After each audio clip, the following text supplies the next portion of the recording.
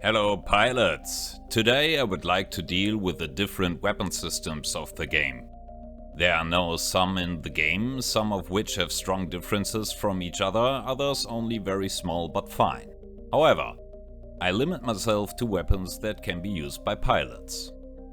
I have sorted the different weapons into groups and subgroups, which hopefully serves as an overview. The three main groups refer to the type of propulsion of the weapon system. Impulse, bullets, with thrust, missiles, and without thrust, bombs. Let's start with a group of pulse weapons. With one exception, fired projectiles are equipped without autonomous target tracking.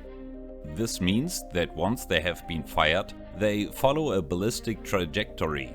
They steadily reduce their speed and eventually fall to the ground. Due to their travel time, it is therefore usually necessary to shoot in front of the moving target in order to hit it. The smallest caliber is the 12.7mm bullets that the trigger can shoot. With the small caliber, it is also possible to cause only minor damage. The Revoker, Vortex and Compass have access to the 20mm guns. The Compass can equip these as gun pods. With the available gun pods, the Compass and the Chicane are able to fire 25mm projectiles. The Ifrit has a 27mm cannon on board, which makes it the largest caliber among jets. The Enchanting Chicane shoots 30mm projectiles with its cannon turret, which I also like to use against buildings. The Tarantula is capable of firing 76mm projectiles with its side-mounted cannon. Not only do they do the most damage in their weapon group, but they are also smart. They have an optical sensor with which they can search for selected targets and correctly approach. So even slow-moving targets can be hit by the 76mm shell. In addition to the great damage potential, the 76mm cannon also has a disadvantage: it can overheat. This leads to a reduction of the rate of fire up to the temporary failure of the cannon. Pilots should therefore be on the move quickly with the Tarantula so that the passing air can cool the cannon. Depending on the angle at which the projectiles are fired, the range can vary greatly. In the second group are all weapon systems that have their own drive. I therefore find it useful to make further subdivisions. The first subgroup is the air-to-air missiles. There are again two fundamentally different systems: infrared-guided missiles and radar-guided missiles. Infrared-guided missiles look for a strong heat source after they launch and head for it. The pilot sets an enemy airframe as a target. When launched, the missile assigned to the target flies towards the target and then takes over further tracking autonomously.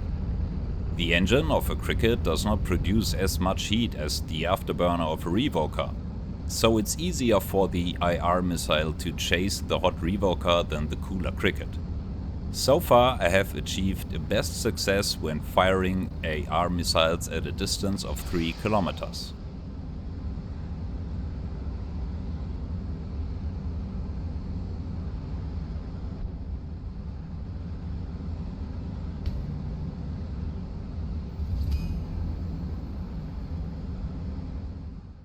One of the IR missiles is the IRM S1, which has the shortest range at 5 km and can only be used by the Chicane. The IRM S2, which was added to the game with the last update, can travel 10 km with 7 kg TNT explosive power. And finally, the MMR S3, which is the most powerful weapon in its category with 11 kg TNT explosive power and up to 15 km range. Unlike IR missiles, radar-guided missiles do not search for a heat source, but locate their target with an internal radar. The radar-guided air-to-air missiles that can be used by pilots have their own active radar, but the missiles only use this from a distance of about 10 kilometers to the target. Before that, they are dependent on information from the data link. Against the AI, you can try to use the maximum range of the missiles. Against other players, you have to get as close as possible before you take a shot.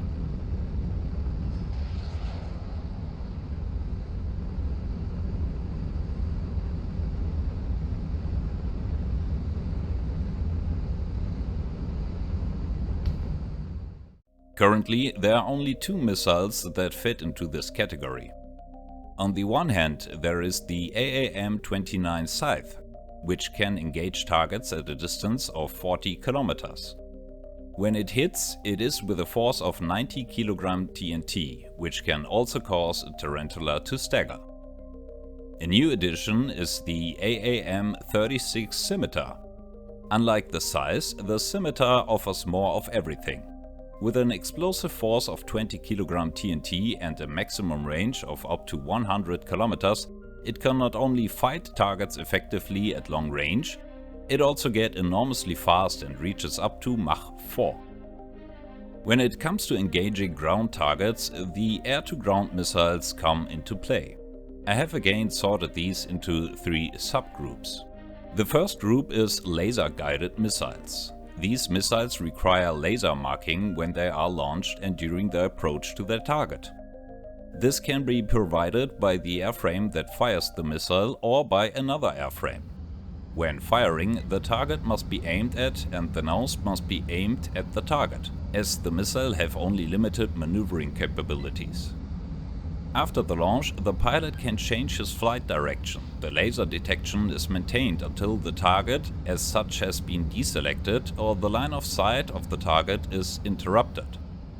Then the now disoriented missile flies straight on without any correction. In addition to ground targets, it is also possible to hit targets in the air with laser-guided missiles, but they are not designed for that. Laser-guided missiles currently include 2 types of missiles. One of my favorite weapon systems is the AGR-18 Linchpin. I shoot them at a distance of 6 km and mostly use them to destroy anti-air targets. If you want more destruction per missile, you are better off with the AGR-24 Kingpins. They have a longer range, up to 8 km, and can do 5 times the damage. In addition to the laser-guided air-to-ground missiles, the optically guided ones are the standard. The category of optically guided air-to-ground missiles also has the largest spectrum of destruction. But no matter which missile a pilot chooses, the functionality remains the same. You have to aim at one or more targets, align the airframe slightly with the targets, get within range of the weapon system and fire the missile.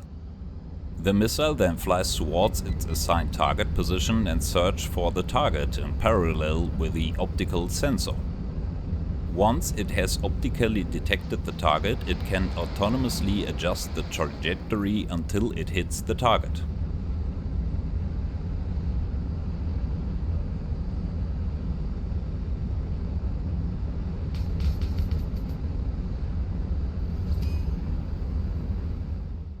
Probably the most commonly used air-to-ground missile by far is the AGM-48. The special feature of the AGM-48 is its maneuverability. It can be fired from behind a hill to a target on the other side of the hill without needing a line of sight when firing. With such a lofting maneuver, a pilot is able to engage a target without putting himself in danger. On its approach to its target, the missile constantly performs evasive maneuvers to avoid defense attempts. The ATP-1 has the smallest range in its class at 8 km and also the lowest explosive power with only 8 kg TNT. To do this, it flies smartly to its destination. This does not apply to evasive maneuvers where the ATP lacks talent. To do this, it hits targets where it hurts. Tanks are usually hit directly from above, which destroys them. The big sister of the AGM-48 is the AGM-68. It can fly further and faster and hits much harder than the AGM-48. With a force of 130 kg TNT, it can sink a shard, take tanks out of the game and cause great damage to buildings. The Tusco B is a missile with a very long range of up to 60 kilometers. It achieves this by using its high speed and altitude. It hits targets with a strength of 300 kg TNT and thus causes devastating damage. The first game-over weapon in today's video is the Piledriver TBM. These are available in two variants, although they differ only in terms of damage potential. Piledrivers can only be started from a dark reach, which usually takes place immediately after liftoff. Then they rise to an enormous height. After the burning phase is complete, they align with their target and fall towards their target with increasing speed.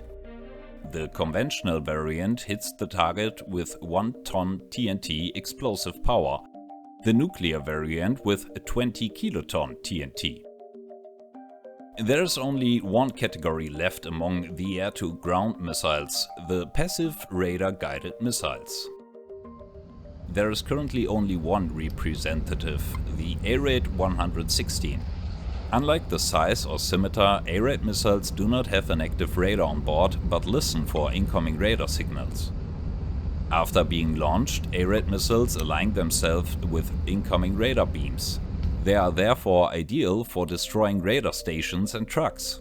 But bolt strikes and ship also use active radar and can thus be effectively fought with A-Rates. In principle, they are very similar to the air-to-ground missiles, but due to their peculiarity of following the course of the ground and their long range as well as speed, they are called cruise missiles. I dedicate their own category to them because they are used differently than missiles. Most of them are fired without a line of sight to the target, so it's all about taking off, selecting the targets and sending the cruise missiles on their way. They then do the rest autonomously.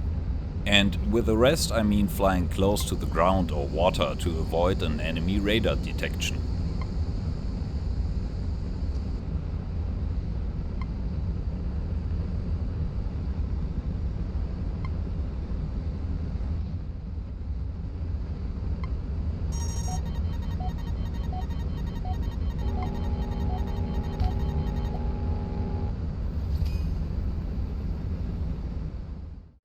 The ASHM-300 is the fastest among the cruise missiles. This makes it best used on straight lines and is particularly suitable over water or large plains. Because of its speed, it lacks maneuverability. The AGM-99s are also good for use against ships. Unlike the ASHM-300, the AGM-99s attempt to hit their targets from above, making them more vulnerable to enemy defenses as they rise abruptly. The ALMC-450 is not as fast as the ASHM-300, but it can fly closer over the terrain and thus better avoid radar detection even in hilly terrain. If an ALND-4 reaches its target, the target no longer exists. The nuclear explosive device that an ALND-4 carries has a destructive power of 20 kiloton TNT, which is enough to reduce entire factory sites to rubble. These were all weapons with their own propulsion. The last group is more traditional. Bombs have no propulsion of their own and actually do nothing but fall, with one exception. When a bomb is dropped, it first takes over the momentum of the airframe. If the airframe flies up, the bomb will also rise. However, three forces then act on them. Gravity, which forces the bomb to move to the ground, drag, which slows the bomb down due to air resistance, and lift, which gives the bomb buoyancy. However, since bombs are supposed to fall downwards, they have little lift. When approaching a target, the pilot can generally choose between two drop methods. He has his nose above the horizon, then the HUD shows when the bomb has to be dropped so that it hits the target. In addition, it shows how long the bomb will fall. If the nose of the airframe is aligned below the horizon, a crosshair is displayed, indicating where the bomb will land. Either way, all bombs have optical guidance. After they have been dropped, they visually search for the assigned target and head for it. This is what these tiny wings are for. I would like to start with the exotic among the bombs, the PAB-80LR. This glide bomb has fold-out wings, which increases its range enormously. They are very well suited against infrared-guided anti-air systems or for fighting ground vehicles. The PAB-125 is very traditional. The 125 stands for its weight in kilograms. It has an explosive force of 100 kilograms TNT and can be carried in quite large quantities. If you need a little more oomph, a PAB-250 is actually a good choice. Basically identical to the PAB-125 variant, but bigger and stronger. The GPO-500 takes it up a notch in terms of destructive potential. Large ships with reduced or no longer existing defenses can be sunk by a GPO-500 or 2.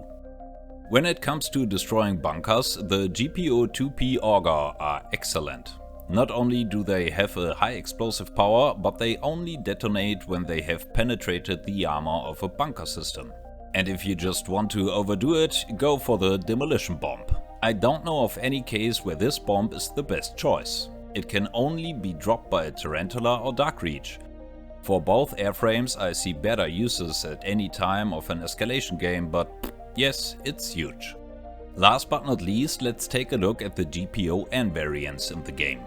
This is a nuclear weapon system that can be used in 2 variants. The 1.5 kiloton variant has a lower explosive power, is suitable due to a built-in parachute, but is also suitable for dropping close to the ground. This allows precise strikes to be delivered deep in enemy territory if the pilot manages to evade the enemy's defenses. The 250 kiloton variant unleashes the full destructive potential of the GPO-N. Before it can explode, however, it needs a time of 16 seconds to become armed. So if you throw it from too low a flight altitude, it simply shatters on the ground without exploding.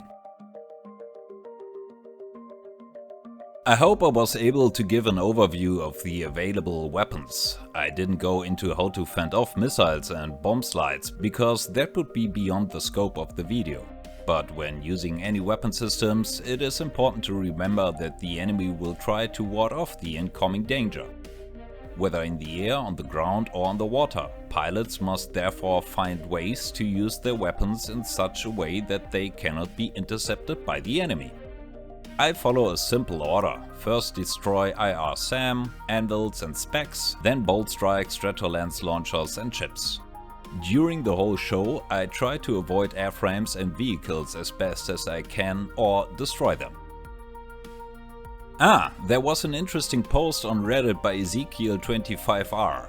He tested how many bombs, missiles and bullets you have to fire at various targets to destroy them. Very good work, thank you very much for that. I put the link to the post in the video description. If you have noticed, you may be wondering what happened to the competition with the Steam keys. I received exactly 1 submission.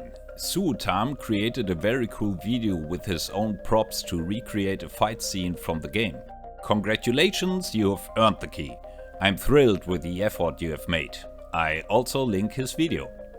That's it for this video of mine. I thank you for watching and hope to have brought some of you closer to understanding the weapon systems in Nuclear Option. Have fun in the air and fly safe.